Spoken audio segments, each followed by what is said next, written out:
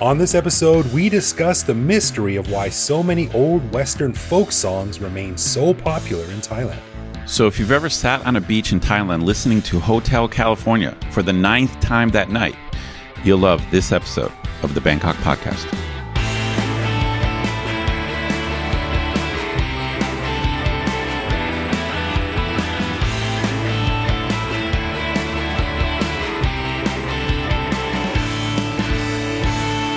Sawadee krap, and welcome to the Bangkok Podcast.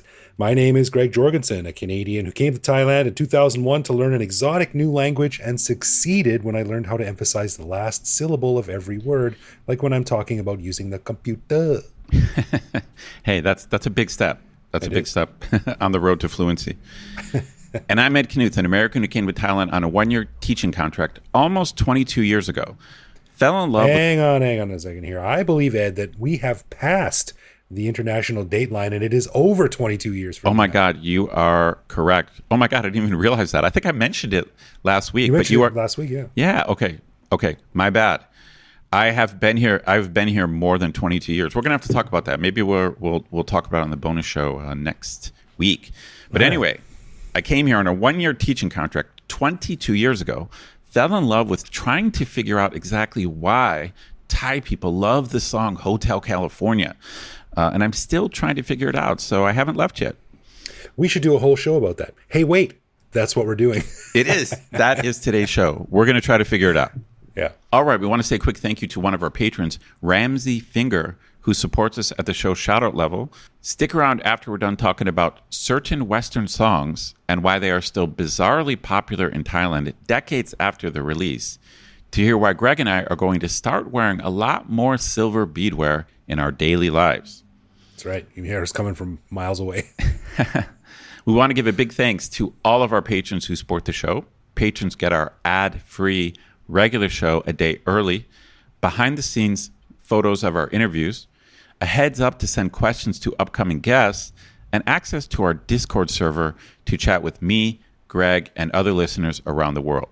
But best of all, patrons like Ramsey also get an unscripted, uncensored bonus episode every week where we riff on current events and Bangkok topics. On this week's bonus show, we chatted about the freakishly realistic AI that's going to be fooling us all pretty soon, the wedding of a good friend and how it made me feel about diving back into the dating pool, and our thoughts on the suspension of the Prime Minister after either 5 or 8 years, depending on your source or legal opinion. To learn how to become a patron, click the support button at the top of our website. Right. And as always, if you have a comment, a show idea, or just want to say hi, head to BangkokPodcast.com and click the little microphone button on the bottom right to leave us a voicemail that we will play on the show. And we also want to officially announce, last week we said that we were going to hold our first meetup in like 2 years on September 10th, but we didn't know the place. Well, we know the place now. It's going to be held at the Freeze Green Club, a very cool little private cinema club that's run by previous guest on the show, Paul Spurrier. And it'll be a real fun night. So we put the invite up on our Facebook page, Bangkok Podcast on Facebook. And if you're in town and want to come by and say hi to me and Ed and other listeners from all over the place, then mark it on your calendar, September 10th. Be there for sure. Be there. All right. Well, in this episode, Ed and I are going to talk about something that's near and dear to our hearts, and that is music. And specifically, a certain type of music, and even more specifically, a certain type of Western music that you seem to hear everywhere in Thailand, all the time, in every bar, on every beach, despite these songs being released 20, 30, or even 40 years ago. So we got to wondering, what the hell's up with this? Of course, it's not like Country Roads or Hotel California are bad songs, but what is it about them or their genre that gives them such a long-lasting, some would say too long-lasting, appeal? We have some theories, but we don't claim to know the answers, so let's discuss. Ed, this is your idea. I like it a lot because this is one of those topics that is sort of every once in a while it comes up with expat discussions and over beers That's right. and stuff. Yeah. What is it with this song? Well, this topic fascinates me for many reasons. And, the bottom line is I don't think we really have a lot of answers, but I do have some theories, at least about some songs. But listeners, in case you're it's not clear exactly what we're talking about.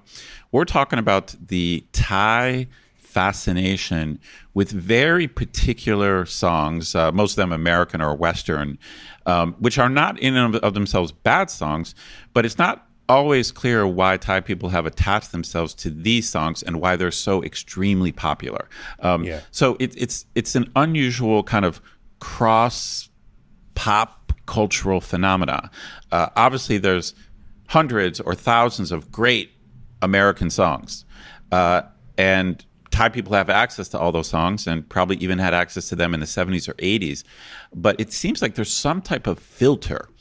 For some reason, there's just particular ones that they fall in love with, and it seems even younger generations know them. And so I'm going to start. I've got about 5 or 6 examples, even though there's probably 10 to 15. So I'm curious which ones our listeners would add to the list. But I'm going to focus on about 5 or 6 of the just undeniable songs that you will hear over and over and over again in Thailand. And I think we have to start with the giant Hotel California. Oh man, Hotel California. I'm gonna sort of let you lead this one because you of course teach a music class at your school. American music history. I do. Yeah. So you're a really good lead for this. So I'm gonna follow along. But man, Hotel California. I heard this song so many times when I was young, like in my teenage years, that I don't even really like this song anymore. But it does not die. It never goes away, and I don't really get its appeal. Well, again, the interesting thing about Hotel California is you could argue that it's overplayed even in the States, even back home. So to me, that's kind of a separate issue. To me, the question is, why that particular song? As you pointed out, it is not a bad song, but it's just one of many fantastic songs from the 70s or 80s or 90s. And Thai people have just fallen in love with it, and so it is overplayed here. So it's overplayed live, as in like Thai bands will play Hotel California, but it's also like overplayed on the radio. It's just overplayed as background music in bars. So listeners, if you're out there and you're planning a trip to Thailand or you've never been here, be prepared. Okay, you will hear Hotel California. If you're sitting on the beach down in Hua Hin or Phuket or somewhere, you will hear Hotel California. If you're here for more than a few days, like in fact, you could like bring a little clicker with you, and every time you hear Hotel California, you could just like hit your clicker. And I'm curious how many times you would actually hear it. Is it true that the song's about the Church of Satan? That's a very popular theory that I've heard. I think the interesting thing about Hotel California is even for native speakers, it doesn't have a clear meaning. And as far as I know, the Eagles have never explained all the lyrics. It's very trippy. Like the thing about Hotel California is it's really kind of psychedelic rock in that it's very trippy. It's trippy lyrics, and I'm not sure they've ever really explained them. So I'm going to give a general theory. So I don't have an explanation specifically for Hotel California.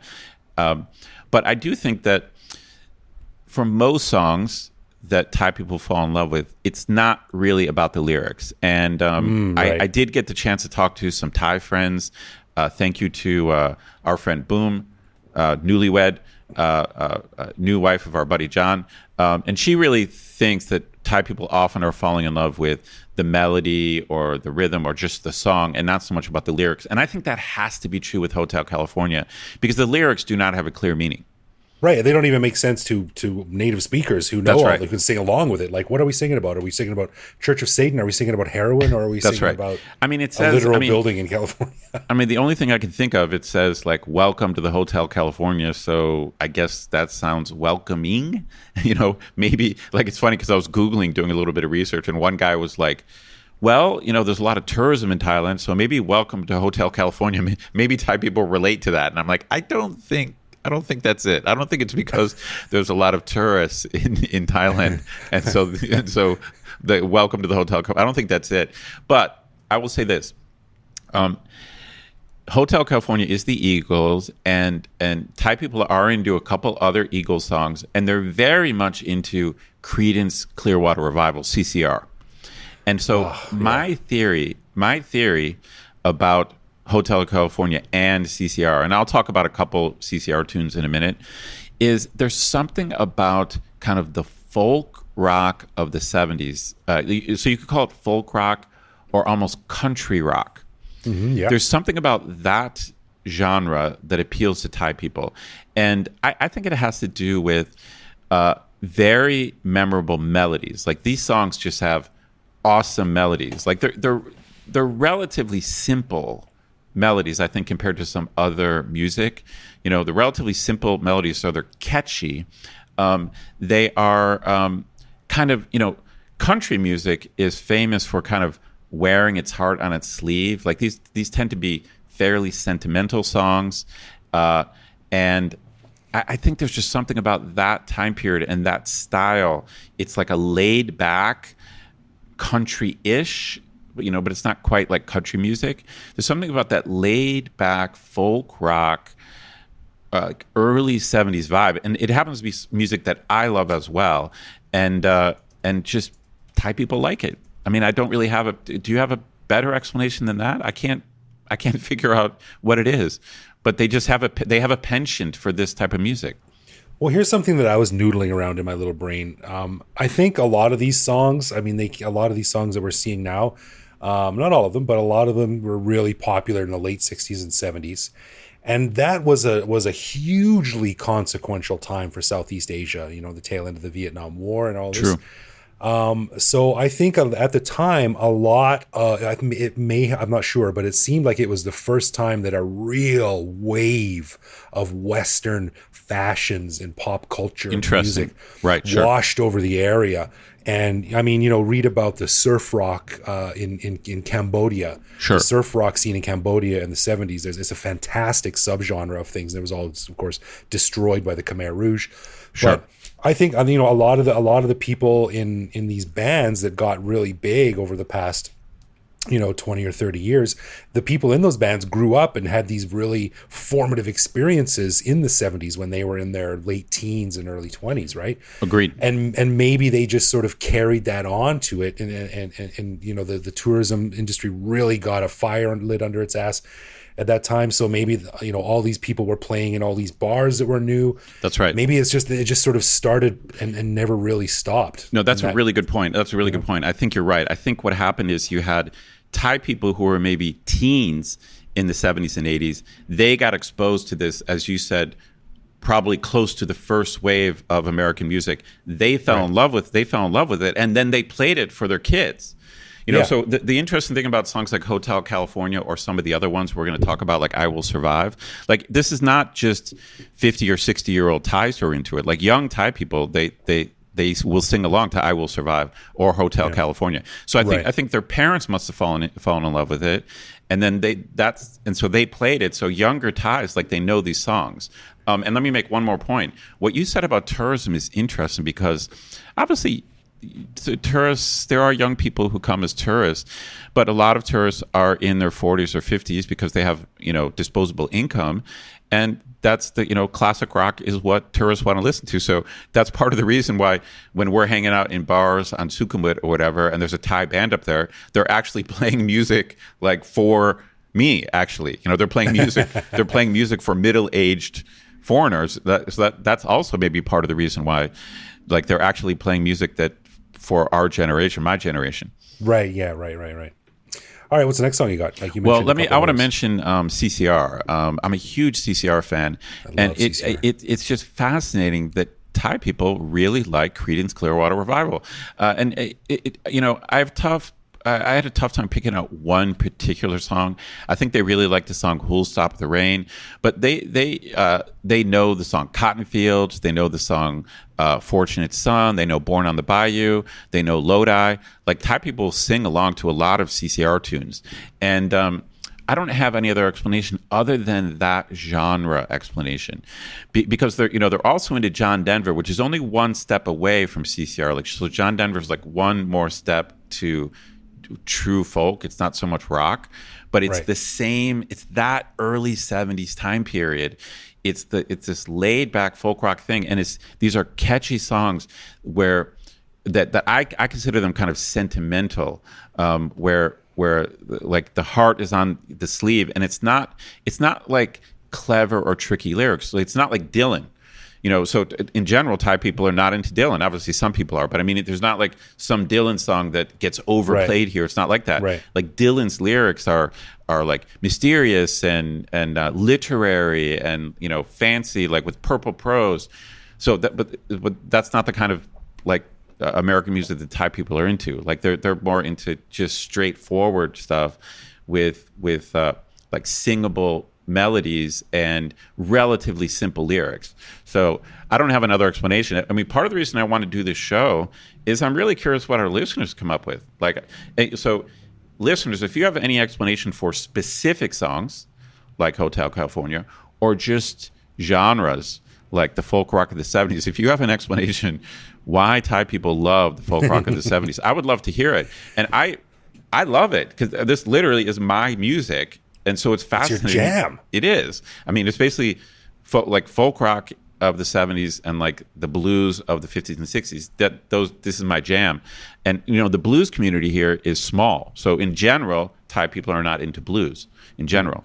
But I have found my niche. But the weird thing is Thai people are into the folk rock of the 70s.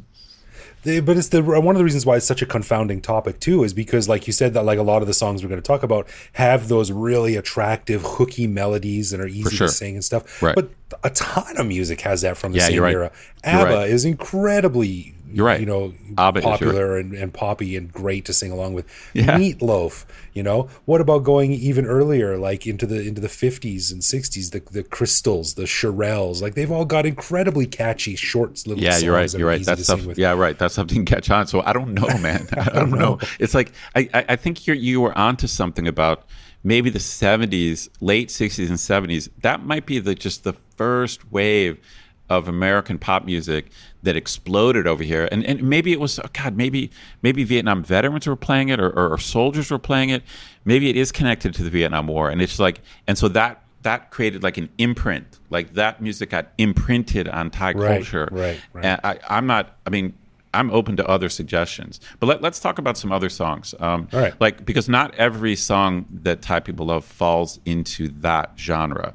Like probably the next most common song on the list besides Hotel California and CCR has got to be the song I Will Survive. Thai people love Gloria Gaynor. Thai people love that song. Every Thai girl can sing along to I Will Survive. And again, it's a great song. It's a ballad. It's a female empowerment. It's a girl power song. And I do have a theory. So why this song in particular is popular. Now I'm going to go a little bit deep here, Greg.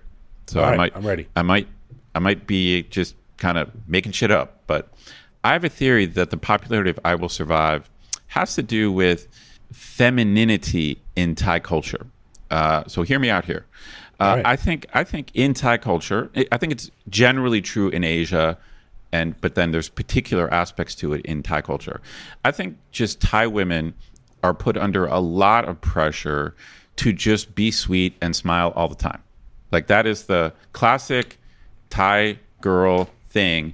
And a lot of Thai girls are very cute and they have great smiles and they always look like they're happy. And that's just what I think Thai men expect them to be. Like, I just think there's a lot of pressure on Thai girls to just be like flexible and sweet and nice and supportive and kind, and that's it. Like that's the mold. That's the generic Thai girl thing that a Thai girl is supposed to be.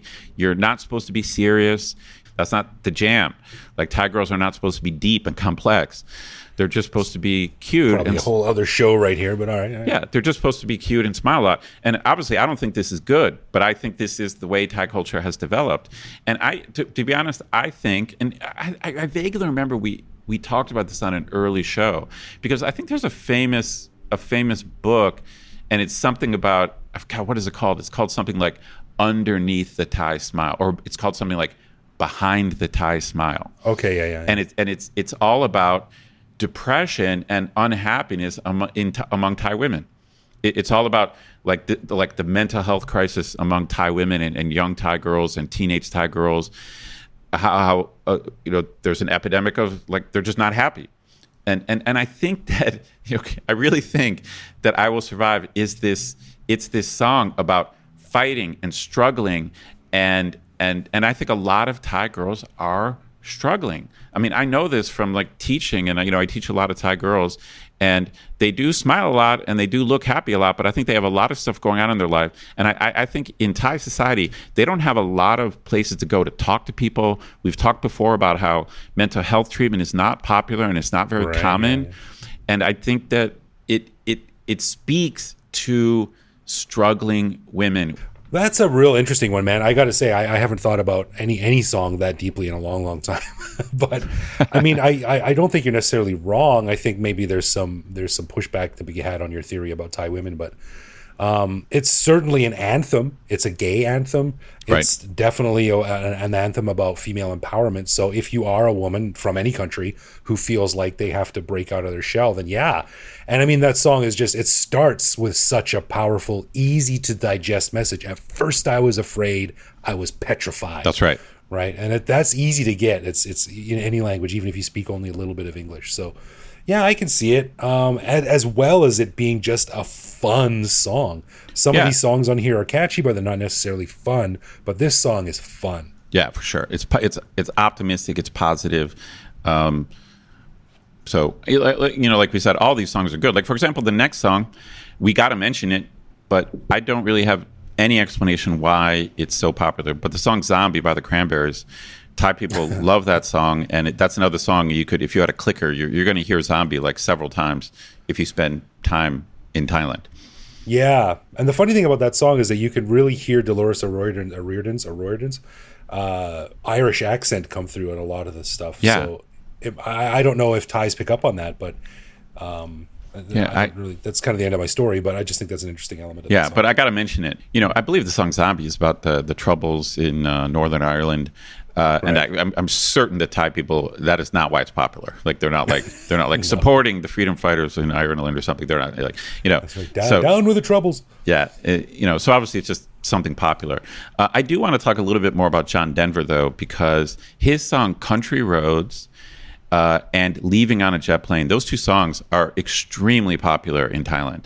Like you can get a whole bar of Thai people singing all the lyrics to those songs, and I don't think I know all the lyrics, but Thai people just know those songs completely. Man, it is hard to find a more wholesome representation of Western culture than John Denver. Yeah, no, I think that's part of it. No, this is why. So I do have a John Denver theory, and it's because he is so wholesome, and obviously the songs are catchy. The lyrics are straightforward, like I said. And country music tends to wear its heart on its sleeve. Obviously, the melodies are like very memorable, and like I said, these are just sentimental songs. Like "Country Roads" is a song about going back home, to West Virginia, and there's just something about that hominess and the simple expression of feeling that just Thai people love. In fact, when I was talking to our buddy John about this, he pointed out that actually it's an Asian thing, and that Asians love a lot of the same music. Like they love CCR and they love Country Roads, and so he even sent a video of like these Korean guys getting together singing these songs, and it's a bunch of like middle-aged Korean guys, and they're Cotton Fields by CCR. Yeah, they're singing Cotton Fields by CCR. I'm just fascinated that Asians in general, and also Thai people, that it's these particular. It's like this, because Western pop culture is immense. It's just immense. I know from teaching my American music class, it's like I can only spend 5 minutes on this and that because there's just so much music. Right. It's insane how much there is. Well, maybe I might be reading way too much into this, but maybe this is another one where the lyrics actually play a part, because this is fairly easy to understand and sing along with. Take me home, Yeah. And maybe a lot of Thais are in Bangkok working away from their families. I think so. There's a big migrant culture. Take me home. I don't know. I think you're right. No, you're right. There's a huge migrant culture in Thailand. So I actually think the John Denver songs are the easiest to explain. I mean, I like my theory of "For I Will Survive," but I think the John Denver songs are the easiest to explain, just because the meanings are clear, the melodies are good, and they're just heartfelt songs. And I think that just Thai people also kind of wear their heart on their sleeve. It's like they tend to prioritize just being Jai D and having your heart in the right place, and they just really value good feeling. That's John Denver to a T, isn't it? For sure. Now, another song I have to mention just for its oddness. And I remember the first time I heard this, like in a bar, I couldn't believe it. I was just deeply confused. But I'm talking about the song Hava Nagila, which is a traditional Hebrew folk song. Oh, that's really interesting. I don't think I've ever heard that in a bar. Oh, really? No. Okay. They don't. It's not played often in bars, especially like by DJs, but it is played by live bands. I just heard it recently by a live band. I think the first time I heard it live was at Tawandang Brewery, which is this giant brewery with a huge stage. It's basically a show bar, right? You know Tawandang. I love Tawandang. Yeah, it's basically a show bar, and they do play a lot of music, but they have other performers like jugglers and trapeze people. It's kind of crazy. But the band was playing dance songs, like disco kind of dance songs, and they mixed in Hava Nagila. Now, I have heard Hava Nagila at bar mitzvahs, bat mitzvahs. Mostly, I think it's played at Jewish weddings, and it is kind of a dance tune, but it's a traditional Hebrew song. But it's actually, what I realized is, with slight modifications, it actually has a rhythm. So it actually is a danceable song, even though we, like in the West, we just would not think of it as being in a bar, or like, no kidding, like a club. But when I think about it, it's like Middle Eastern restaurants that I'm eating at or something. That's right. No, I just heard a band play it live, like 2 weeks ago, like at a regular bar where some people were dancing. They played Hava Nagila, a Thai band played it again. Interesting. And so there can be no meaning behind this. It just must be they think it's catchy. That's it. So it's very catchy. Yeah, Hava Nagila just has a refrain that is kind of catchy, and it's just fun in a way, like especially if you take it out of a religious context, it's fun. Right. And so I think it just caught their ear, and I think they have no idea what it means, where it comes from. They probably don't even know it's Hebrew. Like I'm sure they're just repeating, trying to say the words like the lyrics, but I'm sure they don't even probably realize it's Hebrew. Well, it's the old cliche, right, of hearing Christmas music at the dentist's office in July or something like that. Like, I don't know what it means, but it's a catchy tune. You're like, no, this is a Christmas song. Well, it doesn't matter. It sounds nice. I like it. Yeah. The other thing I want to do is just give an honorable mention to some other songs. We don't really have time to talk about them all, but Thai people are really into Sweet Home Alabama. They're into the song Little Wing by Jimi Hendrix, which I love. They're also into the song Winds of Change by the Scorpions. And they do seem to have a penchant for like 80s ballads, like Bon Jovi type tunes. Who doesn't? Yeah, well, of course. But I'm not sure they're more like the weird thing about stuff like Hotel California. I almost feel as if Thai people are more into them than we are. So that's why we led with those songs. But we could probably come up with quite a list of songs that old songs that Thai people seem to have adopted. So listeners, we want to know, what songs would you add to the list? Yeah, well, I've never heard anyone say like, "Oh, this Bon Jovi song again." I can hear this all the time. I've never heard anyone say that, but I have heard people say, "Oh, the Eagles again." I've heard that a million times. That's right. So, yeah, there's definitely a tilt to one direction. The other odd thing is that Thai people are really into the song "Pride and Joy," which is a Stevie Ray Vaughan song, which I love, and it's just for some reason Thai people adopted it. So Thai bands play "Pride and Joy" a lot. It's it's a blues rock staple, Texas blues, and I don't know why. It's just, I guess they just thought it was catchy. And so now if you listen to Thai cover bands, like fun pub bands, they play Pride and Joy by Stevie Ray Vaughan. I have no idea why, but I like it. It's a really interesting topic, and it's something, like I said, it's something that gets discussed here a lot. I don't think anyone's got the answer, but it's fun to chat about.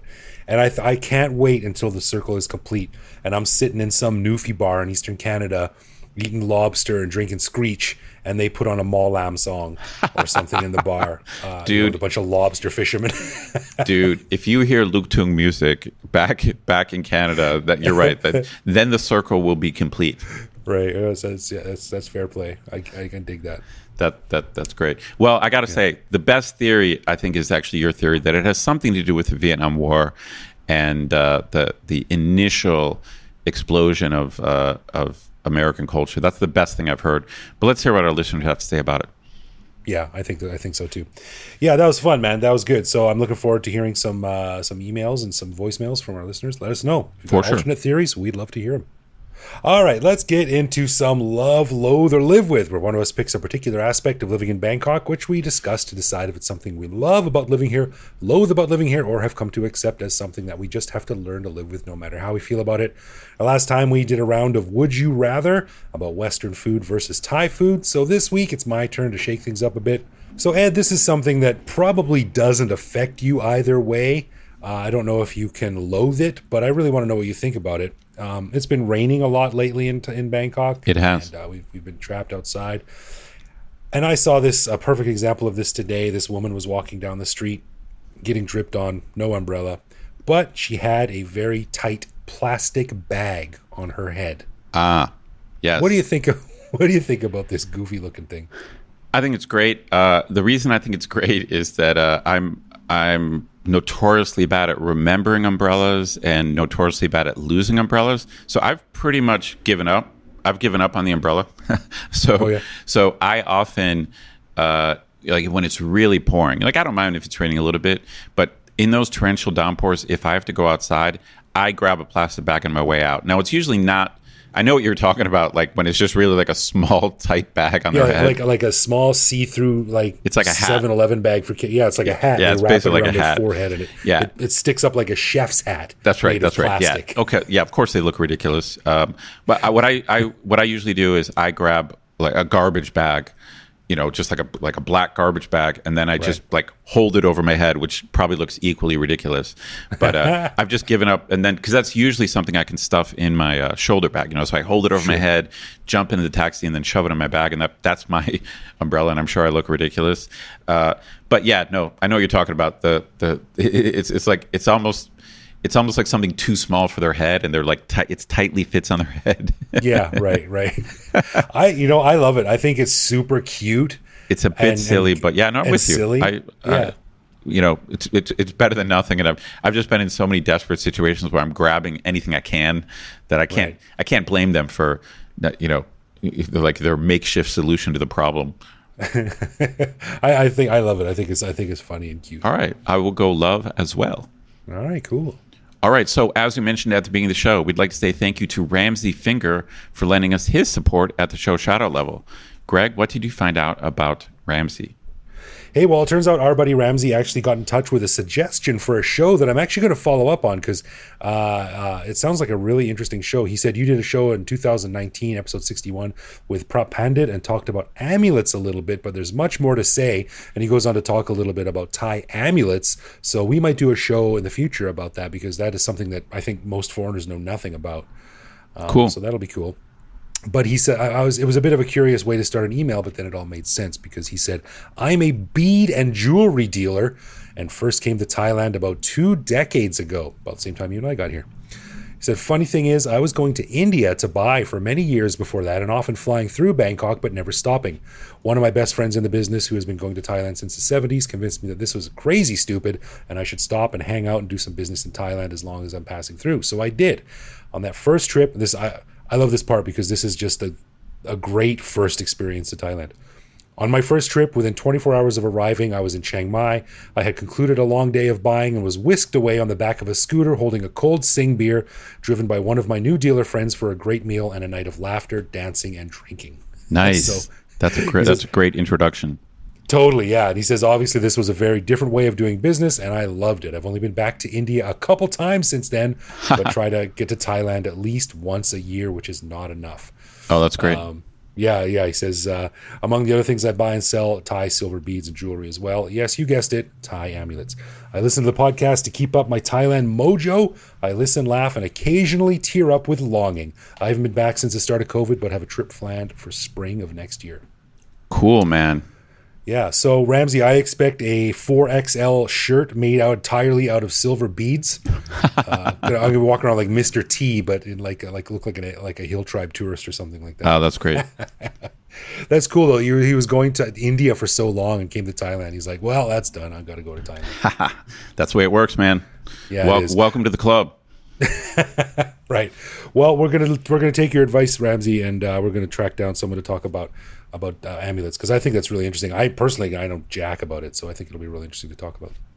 Yeah, why not? Sure. Sounds good to me. Thank you, cool. Ramsey. Thanks, man.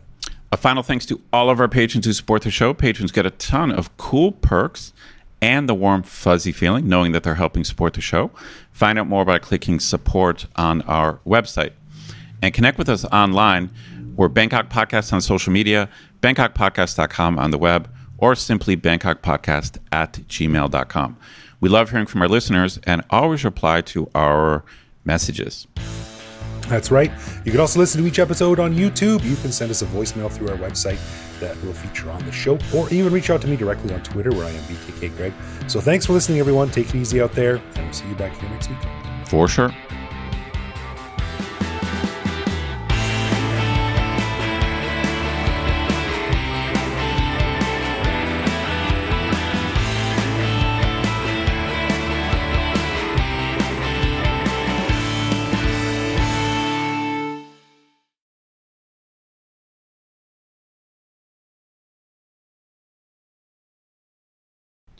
Hello, hello, hello.